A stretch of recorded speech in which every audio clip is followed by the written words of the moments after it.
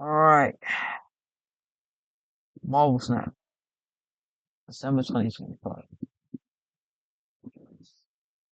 So, forward, ban Marvel Snap, wildly inaccurate. Let's go. This is the card release schedule. Uh, again, that's a lot of limited time events. Probably not going to be doing them all. Uh, two of them being the same limited time event is pretty dodgy. I would not trust that.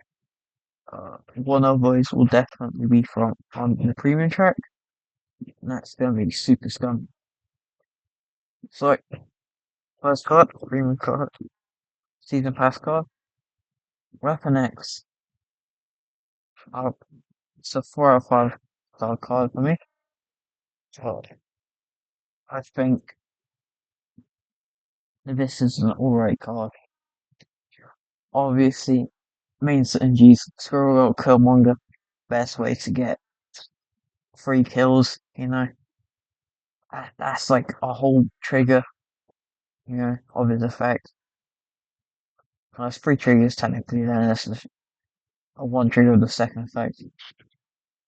And he synergizes a lot with Death, because Death wants to do the stuff that Weapon X does. The one issue that I see some other people have is that he doesn't trigger from hand, so you need to play him. That can fuck up your combo if you draw him late. But if you draw him early, you should be really strong. Obviously, looks well, no, as all destroy cards do. I think Misery might be quite good for getting those extra destroy triggers off, especially with your Killmonger, or like getting an extra copy of Squirrel Girl. Yeah. And then Shauna as well, because you can summon a lot of one cost cards that you can use to kill with your Killmonger. I think in decks that use Weapon X, Killmonger will not be turn free play, which is why I've included Shauna. I think at worst, even if you draw him like turn 5, if you haven't played your Killmonger, you've got your Squirrel Girls, your Shauna out, then you can still get a massive tempo swing off just the sheer amount of cards that you destroy. I can't rate it any higher, mostly because it's really luck reliant, like most cards are, with it being, you need to play it first, so if you draw on turn 5 and you don't have Killmonger, you're screwed. You draw on turn 6, you're screwed anyway. With Weapon X, I don't think it will fit into traditional destroy decks. I think it would have to be in its own sort of subset of destroy with like the mass destroy themes. Uh, it's quite strong in my opinion. Obviously, a little more or less obvious, technically, possibly, is that his counters are really prevalent right now in the meta. Obviously, Shang-Chi shutting down, and then Shadow King, the Shadow King reset being really strong, and Red Guardian can stop him as well if you play it down early and he's by himself. Obviously, if you play Squirrel Girl with him, Squirrel Girl first and Weapon X with him, you're less likely to get hit with the Red Guardian. But that's still something to watch out for. Shadow King is also quite noticeable because of the reset, but it's less bad because of the improved effect on Weapon X, which can mitigate some damage done. Alright, Super Fast Card, Adamantium Infusion, 2.5 stars. I think, despite the racing, I think this might be actually quite a decent card. Reviving your highest power destroy card here is quite strong with cards like Venom, and obviously there's a link to Phoenix Force and that kind of stuff. Kid Omega is also going to be quite good with this, because Kid Omega obviously wants you to destroy your high power cards. adamantium fusion can bring them back with double power. Non-arms are a given because they really like that kind of stuff, especially Arnim. Especially Null's quite good with that, but Arnim's quite good because you can bring someone back, and Arnim can just duplicate them. Yeah, and I also think Human Torch might be quite good with this because it's a similar situation to the Phoenix Force stuff with Human Torch back in the maybe it's not that old, where you would destroy him and you bring him back and that kind of stuff. But I think Adamantium Fusion can be used quite well to bring back Human Torch. Obviously, if you do destroy, that's going to be quite slow, unfortunately. But uh, bringing back the Human Torch as a 3/6 would be quite strong. This would be a lot stronger if it was old Human Torch, but I still feel like that should be as a noticeable thing to mention. Next one, Chambers. No Chamber. Uh, I think this is a quite bad card. Uh, a 2/3 basic stat line. I think that activation effect is quite weak. Obviously, you have to like luck out on getting your 5 costs. Like maybe if you can generate a bunch of 5 costs, that'd be quite good. But best, it's not going to be that strong. And it being an activate effect, obviously being quite slow. I mean, it doesn't matter because it's a 2 cost card. Because the higher cost would be way worse. But I still think there is a lack of synergy with Chamber right now.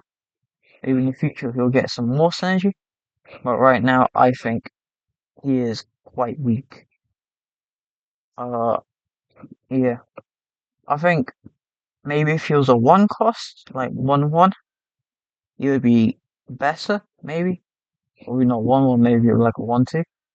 He would be far better. But I think in his current state, he's quite weak. Due to like 5 cost cards, I think are the weakest energy thing in terms of like total power. You really don't, a lot of decks outside of a specific few do sometimes like to skip your 5 costs. You know, I think that's going to be quite weak in the grand scheme of things. I don't. I feel they've they've kind of like put him out there as a series 5. He shouldn't be a series 5. He should be a series 4 at best. I think he could have definitely gone straight to series 3, which is kind of saying a lot about the power level of this card.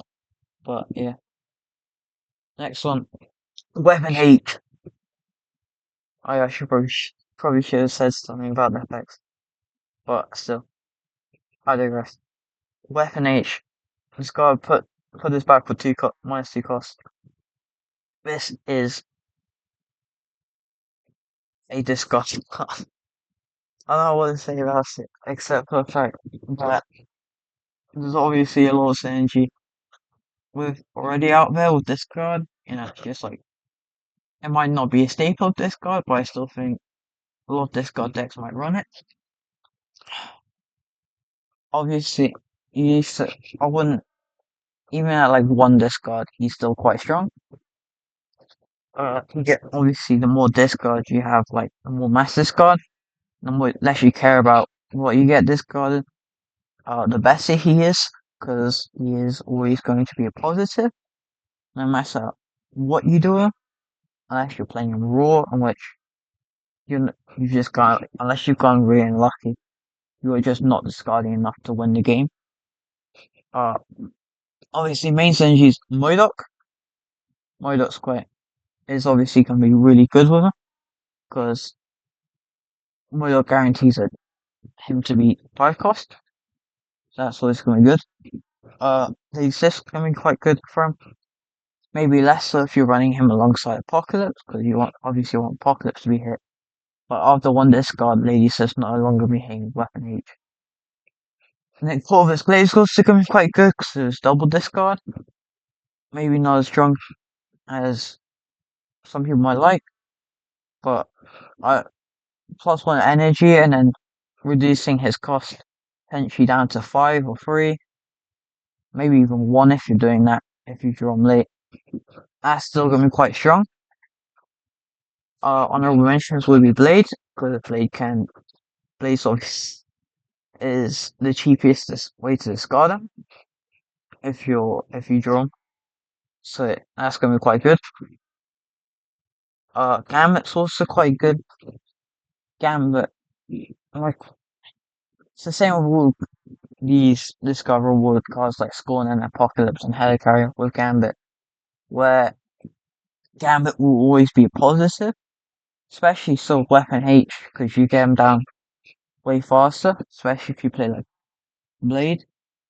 Then he suddenly becomes he's either a 514 or a 13 314, and that's going to be quite good, and you also get a destroyer for free. Maybe less so in Gambit, like ultra wipe decks up with like one Mystique, where you might want to use something like Dracula and Apocalypse instead to get that extra power. I think Zombie Power Man is also coming quite good. I unfortunately don't own Zombie Power Man, but he's obviously Weapon H can come down quite quickly due to his effect, and that can just help out with winning the location for Zombie Power Man. So yeah, I think he's 3.5 to 4 stars. I don't think he'll break the game, but I th- I think normally I would give him 4 stars, but I'm not sure how much this Codex would like to play him over something like Proxima, who's obviously he's a 4/7 if you didn't know, but in most situations he's a 0/7, and that's with a lot less investment. So that's why I've got the range and rating. Maverick is the next one. Activate give next card you play. Power equals this card's power. I saw one person at least thinking that this was going to be a game breaking card, and I think it has potential. But I also think I probably should have given it like a higher rating. But I think that it actually might be too slow. Uh, main stages, it's a free cost card. Surfer's always gonna be nice with it. It also just happens to pair with some of the main surfer targets, such as Sebastian Shaw and Brood especially. Uh, that can be quite strong. Forge is also quite good with him because that can suddenly turn into like what that basically relays into a 5 power that you can choose to apply to you. That's quite strong. I've added Jawcaster into honorable mentions. I probably shouldn't, but it's just a really good activate effect. However, I've lowered its rating because I think it potentially might be too slow for the meta game. Uh, I feel like you possibly want to be doing more with what you want to, like the stuff that you're doing. And in best case scenario, if like you're playing this in Surfer, you're activating this like turn 6 to get out front to hit your brood. And even then, it's like, I don't know. Alright, Aurora. This is my most hyped card for the season. I think this effect is extraordinarily powerful. Uh, I think this is some sort of menagerie sort of card. If you want to play all sorts of like kind of cards, I think this is really strong, especially as we have approaching effect creep, where more cards are having more than one keyword. Yeah, that's the word. And so as the complexity creep sets in, and we get more cards with more keywords and more effects, she is only going to get stronger. I would rate her 5 stars normally, I'm actually really sad this flops because I think this card is really sick in terms of design. I put it down as rating 3 because I'm not sure how fast and mess it. The deck really would have to rely on your early game if you bring stuff like Wong and Magic, Wong and Mystique, where you pull it out, where you it really relies on how fast you can turbo out a bunch of cards if you're using it for like Wong and Mystique and for these guys to duplicate her effect those a bunch of times. However, I think it's doable.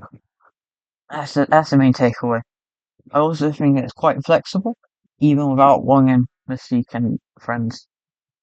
Where that even the worst case scenario, and it's like you got like one on review, you got like one on review in each location. That's still a 6, 14. You know, that's not that bad, and you know, and that's quite strong. And it's like we're coming to a point in the game's lifespan where we're going to be playing decks that have like more than that can will have multiple cards with these keywords. You know, like we're already seeing this kind of like Zombie Mr. Fantastic where he has an on reveal and an activate. That's gonna be like a full power. You know, that's an extra full power, and he's not that expensive. You know, that's gonna be quite strong. And honorable, yeah, that's costs more than one keyboard. That's we're coming to that place in the met in the game's lifespan where we're facing the complexity creep, where we're gonna have more than one keyword. We just kind of face with it, live with that. And then honorable mentions, cheap cards for keywords. That's gonna be like your Black Cat, your Hydra Bob, maybe both end terms, but still. Uh, even something like Shana is gonna be quite strong with that. Maybe not much.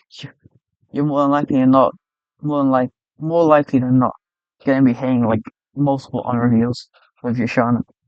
And then Odin, if you're hitting like the Magic Wong Mystique God combo, because Odin gets rid of the issue of Aurora can't buff herself. Odin in that situation, Odin then takes all the buffs, and that then becomes insane. Probably not as insane as Tribunal stuff, but still. Phantom X. This might be a really hit or miss card. I'll put him as 2 stars. This is really conservative rating. I think neither discard or destroy want him. To be honest, and you have to have like a mix of both. Well, come later, it'll become more relevant with Wild Child, but discard and destroy because he Wild Child's quite flexible. But Phantom X requires both of them, and obviously he's working best with Ajax and friends. That Ajax's bundle, and then also with Red Guardian's bundles. Not Red Guardian really doesn't have a bundle, but Red Guardian's basically ways to get to counteract Luke Cage. Really, Phantom X wants the most. There's not really much to talk about because the effect is actually quite powerful technically. Whereas the 412, if you technically hit everything, and you're not going to be activating me, be a way worse card because on review. Fortunately, it's not. But still, you need to splash, discard, and destroy in your Ajax deck. You know, I mean, maybe it's gonna be fine in your discard and destroy deck, like hybrid deck, where you pop it just for like being a 412. There's definitely there's cheaper ways to deliver. You know, like for example, Crossbones is a 410, and it has way less. I mean, it's technically a 412 if you hit everything, but it's spread over cross three lanes. Also, crossbones and like Color Obsidian are four tens in one lane. That might not be good as it might not be as good as Phantom X, but they're definitely far easier to use. Right. And you gonna end up in a really sticky place in the meta where you have to run a hybrid deck to really like hybrid of the two main archetypes to use them to full protection. Like full protection like actually using this effect. Uh obviously they're releasing a bunch of cards. Well, a bunch of cards, two other cards this season. That would be really good with them. And that's they're gonna be like his main source of support. You know. And they work with them and they're quite nice, but they're just not that strong as a cushion, to be honest. Wild Shot, he, he works with Phantom X. He, it's flexible, you know. It's a 2-5. I probably should raise it higher than two and a half. I think it should be a mid card, to be honest. I don't think this Destroy probably doesn't want him. That's just the truth of it. Bullseye might want him, but I don't think he really wants bad life, you know. He's just an awkward spot, like yes, I guess, in the current matchup. But he's super flexible, but no deck really wants him. I guess maybe the hybrid obviously wants him because that's like the 2-9's insane, you know. And he's gonna be doing the stuff that Phantom X wants, you know. And then the card later on, that we're gonna get to Mario wants, you know. A lot of enablers. He's fortunate because he's low cost. You can just like slide your blade, your Kaiser, your Colleen Wing, and like your Wolverine X23, I guess. And Wolverine X23. There's examples of cards that can be destroyed, discarded and destroyed, but any card that benefits of being one of being destroyed or being discarded works well with Wild Child. But Blade and Carnage and Colleen Wing are really like your main enablers for them because they're cheap. You know, Bullseye probably should get Bullseye and Dakin should probably get an honorable mention here as well, but I'm not playing on this game. Where they definitely probably want him if just like to fill out the curve because they'll do like one of the conditions anyway, and whilst they probably it doesn't interact with it doesn't interfere with their curve because what they want to do starts on turn 3, and Wild Child obviously can play on turn 2. The Moat Glass and Mouth, if you've seen that movie, Louise Wilson, I've given him a 4-star. I think this is quite a good card. Main synergies Deadpool, Headpool, Nico Minoru. The classic one cost destroy cards. You know, no Carnage, Venom. Like, it's just all, I mean, Null's on there. Not necessarily because he works directly with Wade, because Wade can play your Deadpool from your hand or from your deck. Your Headpool and your Nico. Just to, like, fill out your card better. And Carnage and Venom, just, like, generic destroy. I think he is unassumingly powerful. Uh, that effect, one cost card from your hand or deck plus 1 power, you know, it's unassuming. From your hand, that's quite good. You can, like, the weirdest combo I could think of is Deadpool on 1, Wade on 2, Nova and Carnage on 3, and you get a 1/4 on board. You get yeah, what is it? You get like a 12 power location on turn 3, and you can just like you can just Venom after that. I think his that's all fine and dandy, you know. Maybe it's a bit late for Deadpool if you're not like doing that shit early with Wade, you know, and that's fine, you know. But no, it's not. It's £11. I'm stupid, but still, I digress. I know, I know, it's top power. I think his strength comes from the deck part of his ability. Obviously, tutoring something that he's a draw and turn free, you know, but he's basically crystal, I guess. But I think he makes destroy decks that want to use him a lot more consistent. And crystal's also like a two-sided effect. World Wade is one-sided. I think he's definitely quite a good card and quite underrated for what he does. Because I mean, the effect's not underrated, nor is he really underrated. I don't know. I haven't seen much else. But I think that's a really unassuming effect. I think it's really cheeky, and I think he's going to get nerfed. I think they're going to move to. I think if they're going to nerf him, they're either going to nerf his power, they're going to nerf his.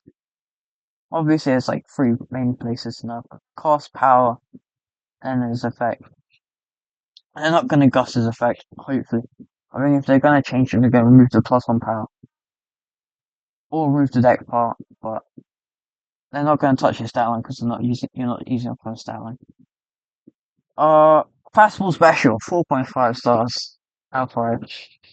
Uh, I had him a lot lower actually initially, and then I was like convinced. Uh, a 2 power, destroy highest power card here to affect an enemy card here with that much negative power. Is stupid insane, like dummy insane.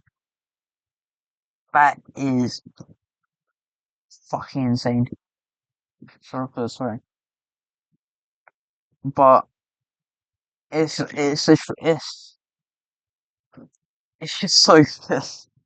You're basically destroying. You're effectively getting the rewards of keeping your guy on board, whilst also destroying him at the same time. For your venom, for your null, your adamantium infusion, that kind of stuff. For your Phoenix Force even, and that's so strong. And it's also a two-cost card. Like Jesus Christ, that's so strong. Adamantium infusion also works really well with him. You know, that's just showing his highest power card here. Easy adamantium infusion pro. Venom also works really well because Venom's an easy target for this, and that's just so damn strong, you know. And then you get easy null pickings, you know, and it's just unbelievable how they actually printed this card. It's definitely getting nerfed. I don't know how it's getting nerfed, but it's getting nerfed at one point, at some point, because that's just stupid effect, and it's just so damn strong. Honestly, of all the cards, this is definitely the one that's gonna be the most effective in the meta game, regardless of what it is. You know, even if destroy is like terrible for the first running in, this will still see play just because it's flexible as well. Even outside of like classical destroy, they might not even run it to be honest. Unfortunately, because classical destroy is full. They already have their 12 cards that they want. It might swap it out, but if it's Wern to Nimrod alongside Adamantium Fusion, those two fit really well to Nimrod. This also works really well in Affliction, and that really sucks for everyone else. Because maybe you don't want to run an Affliction, but it's still an Affliction card, and like, it just works. And it's super flexible, it's so flexible. And why they print this. I was talking about Aurora being better. I'm talking myself into thinking Passable's better. I think Aurora has a higher skill ceiling and like higher potential due to the nature of its effect. I think Fastball Special,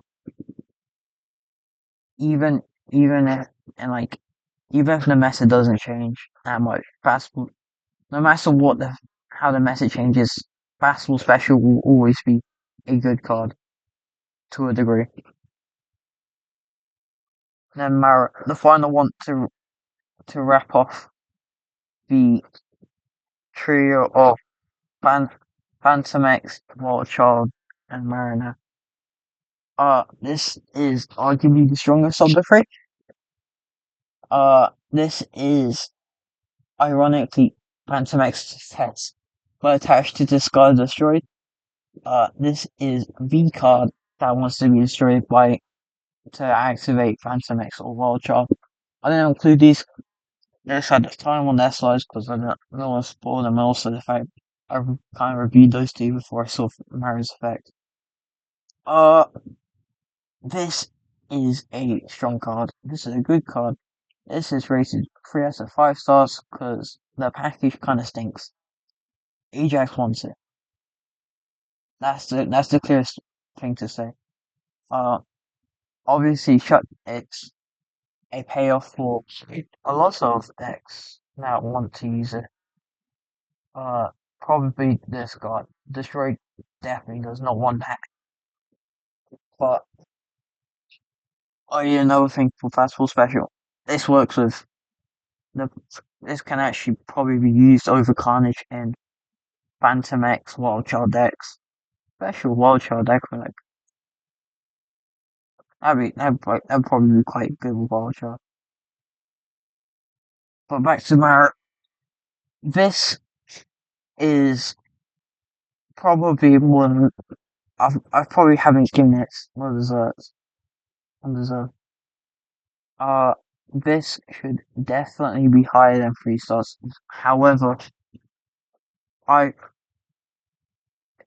it comes down to the fact that your deck is the sum of its parts. You know, your deck isn't thinking back to like Prime Red Hole, Prime Blob. You play those two. If you have those in your deck isn't going to, despite those two definitely being the strongest cards in the game at their respective peaks when that was going on. Voice having that card in your deck isn't making it a top tier deck. I don't think the sum of its parts of Affliction, Discard, Destroy hybrid just isn't going to work out. I think it is intrinsically kind of weak. Obviously, it works with Diamondback, works with Ajax and friends. You know, that's all well and dandy, but again, shut down by Luke Cage. You know, it suffers from all the problems Affliction does, except it has complex. It's just more unnecessarily complex. I mean, it might, who knows? It might be Affliction. This type of Affliction might be the strongest thing to ever walk the earth. You know, and I might be completely wrong about it, but I think it's just not worth it running over regular Affliction. I mean, maybe it is, but I think there's definite the racing definitely takes into consideration the fact that the deck just might not be as good as people make it out to be, or might just end up as a mid-tier deck, you know. And there's the underview. Oops.